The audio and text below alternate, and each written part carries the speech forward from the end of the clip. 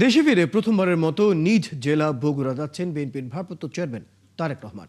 টাঙ্গাইলে যাত্রাবিরতি করে তিনি মাওলানা আব্দুল হামিদ খান ভাসানীর কবর জিয়ারত ও দোয়া মাহফিলে অংশ নেবেন। তার আগমনকে ঘিরে উচ্ছ্বাসের দলীয় নেতাকর্মীরা। এম এ রাজাকের তথ্য ও ছবিতে প্রতিবেদন। দীর্ঘ ১৭ বছর পর টাঙ্গাইল আসছেন তারেক রহমান।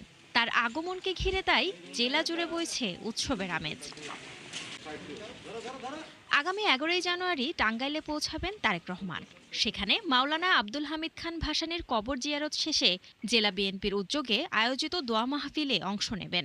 দেশনায়ক তারেক রহমানের স্বাগত জানানোর জন্য দল মত নির্বিশেষে শ্রেণী পেশার সকল মানুষই অধীর আগ্রহে অপেক্ষা করছে কখন আসবে তাকে এক নজর দেখতে।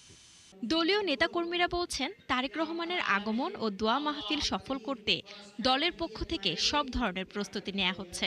টাঙ্গাইল জেলা বিএনপির পক্ষ থেকে নেতৃবৃন্দ গিয়ে আমরা সেই মাজার পরিদর্শন করেছি এবং কিভাবে ওনাকে বরণ করে নেওয়া যায় সেক্ষেত্রে টাঙ্গাইল জেলা বিএনপির পক্ষ থেকে আমরা সকল প্রস্তুতি আমরা সম্পূর্ণ করে ফেলেছি।